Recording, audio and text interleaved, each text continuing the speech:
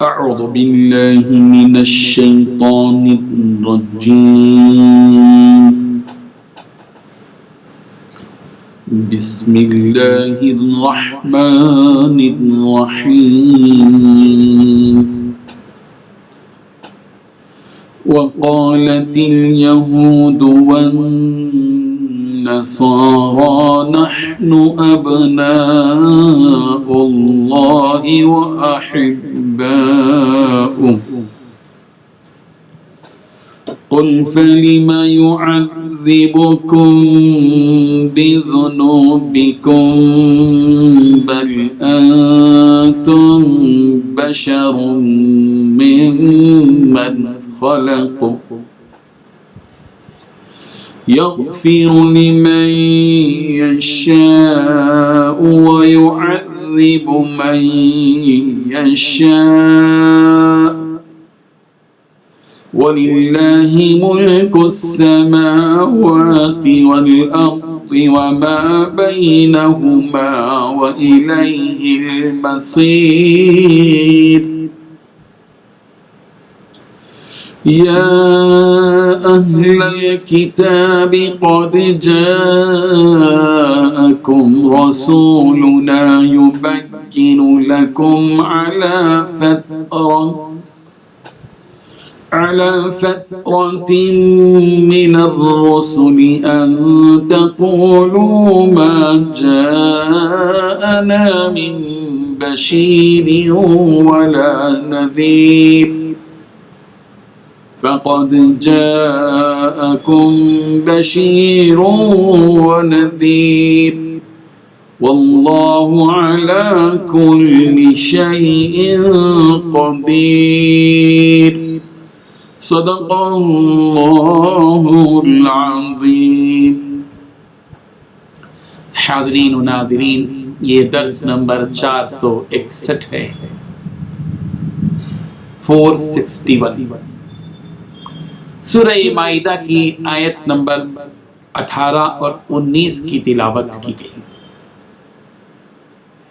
ان دونوں آیتوں کا لفظی ترجمہ یوں ہے، وقالت اور کہا، الیہود یہود نے، والنصارى اور نصارہ نے، نحن ہم، ابناء اللہ اللہ کے بیٹے ہیں، وأحباء اور اس کے پیارے ہیں، قل کہہ دیجئے، فلما پھر کیوں، یعذبکم وہ تمہیں عذاب کرتا ہے، بذنوبکم تمہارے گناہوں کی وجہ سے، بلکہ انتم تم بھی بشر انسان ہی ہو، ممن ان میں سے جن کو خلق اس نے پیدا کیا، یغفر وہ بخشتا ہے، لمن جسے یشاء چاہتا ہے، وہ یعذب اور وہ عذاب کرتا ہے، من یشاء جسے چاہتا ہے، وَلِلَّهِ اور اللہ ہی کے لیے ہیں، ملک السماوات بادشاہی آسمانوں کی، والارض اور زمین کی، وما اور جو کچھ کے بینہما ان دونوں کے درمیان میں ہیں، وہ الیہ اور اسی کی طرف المصیر پھر کر جانا ہے۔ یا اہل الکتاب، اے اہل کتاب، قد جاءکم تحقیق تمہارے پاس آئے رسولنا ہمارے رسول، یبینوا وہ بیان کرتے ہیں، لکم تمہارے لیے، علی فترۃ من الرسل رسولوں کے موقوف ہو جانے کے بعد، ان کے تقولو تم کے کہو تم، ما جاءنا نہیں آیا ہمارے پاس، من بشیر کوئی خوشخبری دینے والا، ولا نذیر اور نہ ڈرانے والا، فقط تو تحقیق جاءکم تمہارے پاس آ گیا، بشیر خوشخبری دینے والا، ونذیر اور ڈرانے والا، واللہ اور اللہ علی کل شیء ہر چیز پر قدیر خوب قادر ہے۔ دونوں آیتوں کا ترجمہ یوں ہے، اور یہود و نصارہ کہتے ہیں کہ ہم اللہ کے بیٹے ہیں اور اس کے پیارے ہیں، کہو کہ پھر وہ تمہارے گناہوں کے سبب تمہیں عذاب کیوں دیتا ہے؟ نہیں، بلکہ تم اس کی مخلوقات میں دوسروں کی طرح کے انسان ہو، وہ جسے چاہے بخشے اور جسے چاہے عذاب دے، اور آسمان اور زمین اور جو کچھ ان کے درمیان میں ہے سب پر اللہ کی حکومت ہے، اور سب کو اسی کی طرف لوٹ کر جانا ہے۔ اے اہل کتاب، پیغمبروں کے آنے کا سلسلہ جو عرصے تک منقطع رہا، تو اب تمہارے پاس ہمارے پیغمبر آ گئے ہیں جو تم سے ہمارے احکام بیان کرتے ہیں، تاکہ تم یہ نہ کہو کہ ہمارے پاس کوئی خوشخبری دینے والا یا ڈر سنانے والا نہیں آیا۔ سو اب تمہارے پاس خوشخبری اور ڈر سنانے والے آ گئے ہیں، اور اللہ ہر چیز پر قادر ہے۔ بزرگان محترم، سورہ مائدہ کی ان 2 آیتوں میں اللہ تعالیٰ نے 9 باتیں بتائی ہیں۔ پہلی بات، یہود و نصارہ کہتے ہیں کہ ہم اللہ کے بیٹے اور اس کے چہیتے ہیں۔ نمبر 2، ان سے کہہ دیجیے کہ پھر اللہ تعالیٰ تمہارے گناہوں کی وجہ سے تمہیں سزا کیوں دیتا ہے۔ نمبر 3، حقیقت یہ ہے کہ اے یہود و نصارہ، تم بھی انہی انسانوں کی طرح انسان ہو جو اس نے پیدا کیے۔ نمبر 4، وہ جس کو چاہتا ہے بخشتا ہے اور جس کو چاہتا ہے عذاب دیتا ہے۔ اور نمبر 5، آسمان اور زمین پر ان کے درمیان جو کچھ موجود ہے اس پر تنہا ملکیت اللہ ہی کی ہے اور اسی کی طرف سب کو لوٹ کر جانا ہے۔ نمبر 6، اہل کتاب، تمہارے پاس ہمارے پیغمبر ایسے وقت دین کی وضاحت کرنے آئے ہیں جب پیغمبروں کی آمد رکی ہوئی تھی۔ نمبر 7، پیغمبر اس لیے آئے ہیں تاکہ تم یہ نہ کہہ سکو کہ ہمارے پاس نہ کوئی جنت کی خوشخبری دینے والا آیا اور نہ ہی کوئی دوزخ سے ڈرانے والا آیا۔ نمبر 8، اب تو تمہارے پاس خوشخبری دینے والا اور ڈرانے والا آ گیا ہے۔ اور نمبر 9، اور اللہ ہر بات پر پوری قدرت رکھتا ہے۔ یہود و نصارہ دونوں کا یہ متفقہ جھوٹا دعویٰ تھا کہ وہ اللہ کے بیٹے ہیں اور اللہ کے پسندیدہ یعنی محبوب ہیں، اللہ کے پیارے ہیں۔ پیار و محبت کا یہ ایک طرفہ باطل دعویٰ بھی ایک عجوبہ ہے۔ کمال یہ نہیں ہے کہ بندہ یہ کہے کہ میں اللہ کا محبوب ہوں، کمال تو یہ ہے کہ اللہ یہ کہے کہ میں اس بندے، میرے نزدیک وہ بندہ محبوب ہے۔ وہ کمال پیدا کرنا چاہیے۔ یہود و نصارہ کا ایک طرفہ یہ دعوی محبت کہ ہم اللہ کے محبوب اور پسندیدہ ہیں، ہم اللہ کے بیٹے ہیں۔ کبھی اللہ نے یہ نہیں کہا کہ یہود و نصارہ اللہ کے بیٹے ہیں، اور کبھی اللہ نے یہ نہیں کہا کہ یہود و نصارہ اللہ کے محبوب اور پسندیدہ ہیں۔ اور یہ کیسے ممکن ہے کہ اللہ تبارک و تعالیٰ کی کوئی اولاد ہو؟ اللہ تبارک و تعالیٰ نے سورہ اخلاص میں صاف طور پر بتا دیا، قل هو اللہ احد اللہ الصمد لم یلد ولم یولد ولم یکن له کفوا احد۔ کہہ دیجئے کہ وہ اللہ ایک ہے، وہ اللہ بے نیاز ہے، نہ وہ کسی کا باپ ہے نہ کسی کا بیٹا، اور اس کا کوئی ساتھی مثیل ہرگز نہیں ہے۔ یہ صاف طور پر بات بتا دی گئی ہے۔ اور سورہ نساء کی آیت نمبر 171 میں یہ بات کہی گئی، سبحانہ ان یکون لہ ولد، وہ پاک ہے اس بات سے کہ اس کی کوئی اولاد۔ قرآن مجید نے حضرت عیسیٰ جیسے ایک پیغمبر کے بارے میں اس بات کی سخت نفی کر دی کہ حضرت عیسیٰ علیہ السلام اللہ کے بیٹے ہیں، بلکہ وہ اللہ کے رسول ہیں۔ جب قرآن ایک انسان کے حق میں بھی یہ تسلیم نہیں کرتا کہ اس کا کوئی بیٹا ہے، تو یہ پورے یہود و نصارہ جو لاکھوں کی تعداد، ہزاروں کی تعداد میں ہیں، کیا ان کے بارے میں اللہ یہ تسلیم کرے گا کہ یہ اللہ تبارک و تعالیٰ کی اولاد؟ جب اللہ نے صاف طور پر کہہ دیا کہ اللہ کی کوئی اولاد نہیں ہے، نہ وہ کسی کا باپ ہے نہ کسی کا بیٹا، تو کسی کو یہ اختیار نہیں کہ یہ بدترین عقیدہ اپنے ذہن کے اندر لے آئے۔ یہود و نصارہ اپنے آپ کو اللہ کا پسندیدہ اور محبوب قرار دے کر یہ بتلانا چاہتے تھے کہ انہیں ان کا رب اور ان کا رب یعنی ان کا باپ عذاب نہیں دے گا، نعوذ باللہ۔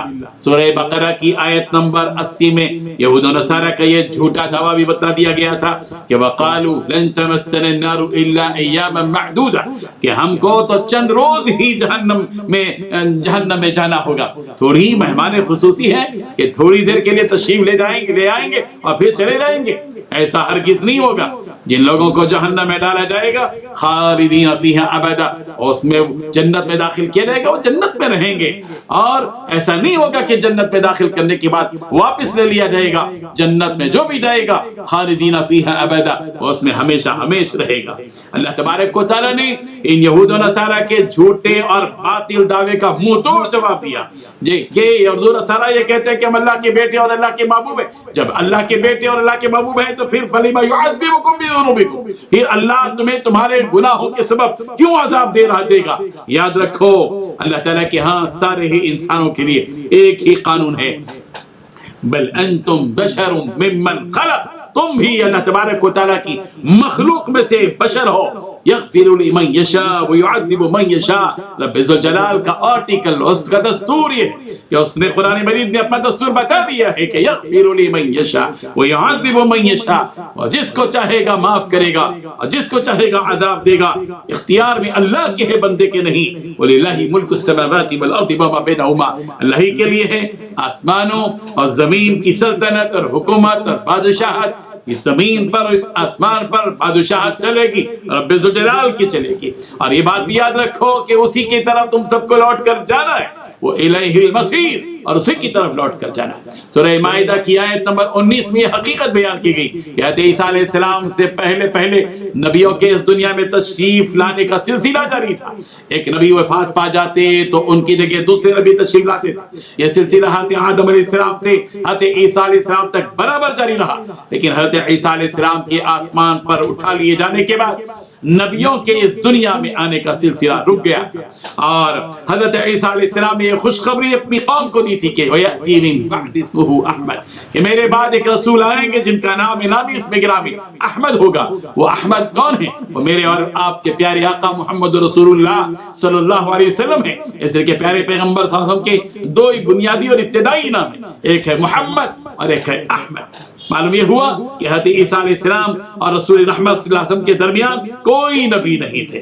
رسول رحمت صلی اللہ علیہ وسلم نے خود ارشاد فرمایا لیس بیننا نبی، میرے اور عیسیٰ کے درمیان کوئی نبی نہیں ہے. امام بخاری رحمہ اللہ نے حضرت سلمان رضی اللہ عنہ سے نقل کیا ہے کہ حضرت عیسیٰ علیہ السلام اور حضور صلی اللہ علیہ وسلم کے درمیان 600 سال کا فاصلہ تھا. یہ جو 600 سال کا زمانہ گزرا، اس زمانے کو زمانہ فترت کہا جاتا ہے. ان 600 سالوں میں نبیوں کے نہ آنے کی وجہ سے دنیا میں کفر اور شرک کا غلبہ ہو چکا تھا. فساد اور بگاڑ اور بے حیائی عام ہو چکی تھی. سرکشی اور جہالت شباب پر تھی. اس فترت کے زمانے میں چند ہی لوگ تھے جو توحید پر قائم تھے، جیسا کہ مسلم کی روایت سے معلوم ہوتا ہے، جس کو حضرت عیاض بن حمار مجاشعی نے روایت کیا. اس آیت میں یہ حقیقت بتلا دی گئی کہ اہل کتاب تمہارے پاس ہمارے رسول ایسے وقت میں آئے ہیں جبکہ رسولان کا سلسلہ موقوف تھا، اور اس آخری نبی کو اس لیے بھیجا گیا ہے تاکہ تم یہ نہ کہو کہ ہمارے پاس تو کوئی بشارت دینے والا اور ڈرانے والا آیا ہی نہیں. بس یاد رکھو، اب غور سے سنو، وَقَدْ جَاءَكُمْ بَشِيرٌ وَنَذِيرٌ، تمہارے پاس بشیر بھی آ چکے ہیں جو جنت کی خوشخبری دیتے ہیں، اور نذیر بھی آ چکے ہیں جو دوزخ سے تم کو ڈراتے ہیں. یہ حقیقت ہے جو ان آیات میں بیان کی گئی. اللہ تبارک و تعالیٰ اپنی شان قدرت سے ہم سب کی جہنم سے حفاظت فرمائے. اللہ تعالیٰ ہم سب کے لیے جنت کا فیصلہ فرمائے. وآخر دعوانا ان الحمد للہ رب العالمین. لا الہ الا اللہ.